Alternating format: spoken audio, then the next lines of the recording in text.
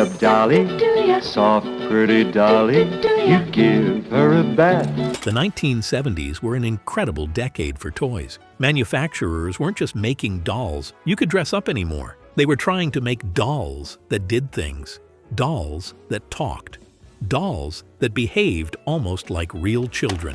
Here are 10 bizarre 1970s dolls that were a little too real. Number 1. Chatty Cathy. Oh, Chatty Cathy, oh, Chatty Cathy, oh, Mattel's famous talking doll.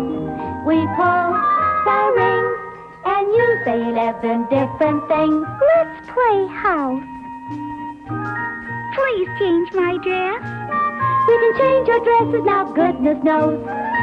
For many kids, Chatty Cathy was the first doll that felt truly alive. You'd pull the string on her back, and suddenly she started talking. Not just a single phrase, but a whole collection of cheerful little lines that made it feel like she was responding to you.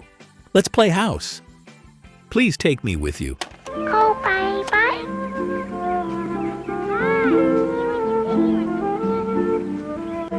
May I have a cookie? Nice, Mommy. At the time, hearing a doll speak like that felt incredible. It was like the toy had a personality of its own. Kids carried her around, talked back to her, and treated her almost like a friend. Of course, over time, those voice boxes wore out. The string slowed down. The voice got deeper and stranger. What once sounded sweet could suddenly sound a little eerie. But in the 60s and 70s, Chatty Cathy wasn't creepy at all. She was pure magic. Number 2. Saucy.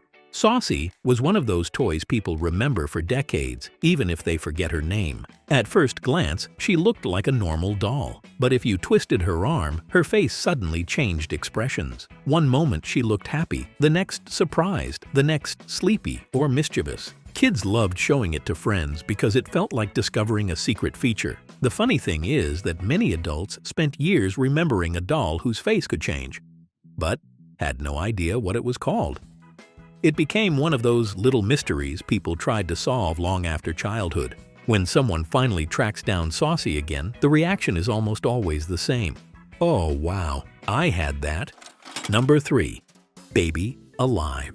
Baby alive, soft and sweet.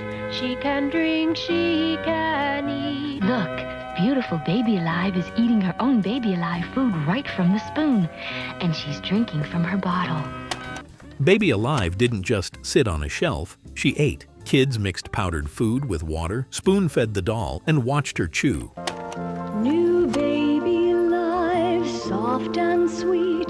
She can drink, she can eat. New Baby Alive, new beautiful face, dressed in pink and pretty lace. New Baby Alive. And then, a little while later, the other part happened. Yes, the doll actually needed a diaper change. It was messy, slightly gross, and completely fascinating to kids. Somehow the you factor made it even more entertaining. Feeding the doll became an event, and the follow-up was part of the whole experience. Open wide. Dear little Baby Alive is so sweet. You can pretend that she's learning to eat. Want more? Mommy has to mix it. You can pretend Baby Alive eats and drinks when you move the lever and back. For children, it felt like caring for a real baby. For parents, it meant buying a lot of extra diapers and food packets. But Baby Alive became one of the most memorable dolls of the decade because she didn't just pretend to be real, she tried to act real. Number 4. Rub-a-Dub Dolly. Hi, Grandma. Well, guess who's marching right into the tub? You can play with your dolly later. But Ruba Dub Dolly gets a bath, too. A bath? Sure, she's waterproof. Ask Mommy. Taking a bath can be lots of fun. 'Cause two in the bathtub is more fun than one. Bath time toys had always existed, but Rub-a-Dub Dolly leaned fully into the experience. Rub-a-Dub Dolly, soft pretty dolly, you give her a bath when you bathe too. You give her a bath when you're in the tub. A bath, so much fun with Rub-a-Dub-Dub. Tugboat shower. This doll was made to go right into the tub. Kids could wash her, splash water around, and pretend they were giving a baby a proper bath. Rub-a-Dub Dolly, Rub-a-Dub Dolly.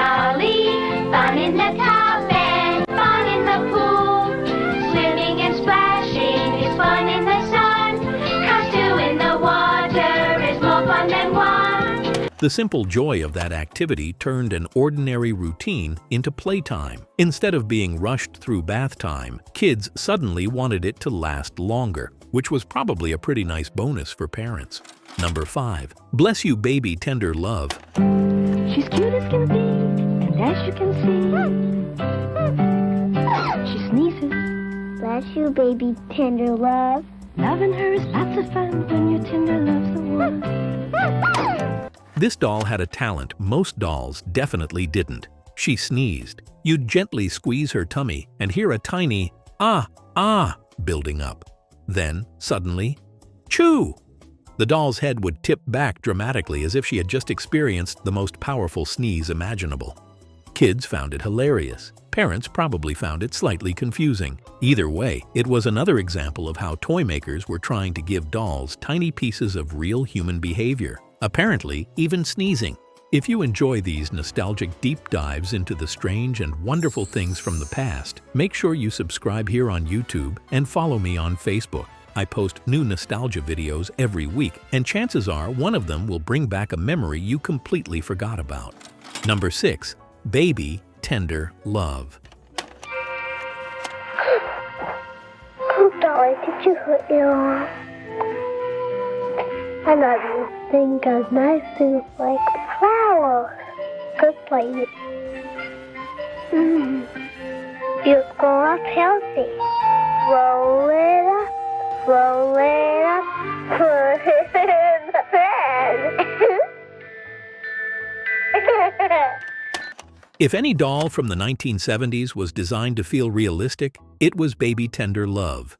She was soft, warm, and flexible in a way most dolls weren't. When kids hugged her, she didn't feel like a hard plastic toy. She felt closer to holding a real baby. For many children, that physical realism was the whole point. You could carry her around, tuck her into blankets, and treat her like an infant. And once the toy industry realized kids loved that feeling, they built entire families of dolls around the same idea. Number 7. Bizzie Lizzie. Bizzie Lizzie had a very specific personality. She did chores, vacuuming, sweeping, ironing, cleaning. All the activities that filled many homes in the 1970s somehow became the theme of a doll's entire life. When kids attached one of her little tools to her hand, she would start moving back and forth as if she were hard at work around the house. Looking back, it feels a little funny, the doll whose whole identity was cleaning the living room. But at the time, toys often reflected everyday life, and Bizzie Lizzie was simply a tiny reflection of what many kids saw adults doing. Number 8. Baby Brother Tender Love. Most baby dolls for decades had been girls. Then, along came Baby Brother. This doll looked like a real baby boy, which sparked a surprising amount of conversation when it first appeared. Some people thought it was educational, others thought it was a little too realistic. But the idea behind it was simple. Babies come in more than one version. And once people got used to the idea, the doll became just another member of the expanding baby doll family. Number 9. Baby That-A-Way. Most dolls stayed exactly where you put them. Not this one. Flip a switch, and suddenly the doll started crawling across the floor, arms moving, legs pumping, head turning. It looked like a baby determined to explore the room. In theory, it was amazing. In practice, the doll sometimes crawled straight into table legs, wandered in circles, or got stuck in thick shag carpet. But that didn't matter. Watching a doll move on its own was mesmerizing for kids. It felt like something out of science fiction. Which doll did you have? Drop your memories in the comments. You might see them on screen next time. Number 10. Tiffany Taylor.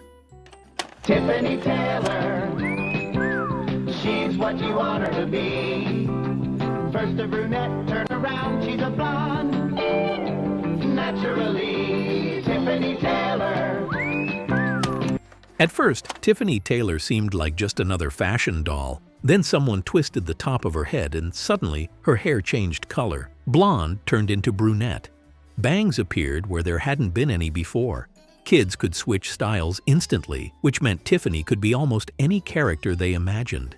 That simple trick made the doll feel surprisingly interactive. Instead of choosing one look, you could reinvent her again and again. And in the 1970s, that kind of transformation felt pretty impressive. Looking back now, many of these dolls seem a little unusual. Some were oddly realistic, some were unintentionally funny, and a few were probably much more complicated than they needed to be. But for kids growing up in the 1970s, they were amazing. They talked, they moved, they sneezed, they crawled, they ate, and for a moment it felt like toys were getting closer and closer to being real. Everything I featured today is linked in the description below. Go check it out. If this took you back, click the one on your screen. It's all the bizarre dolls that were just a little too real.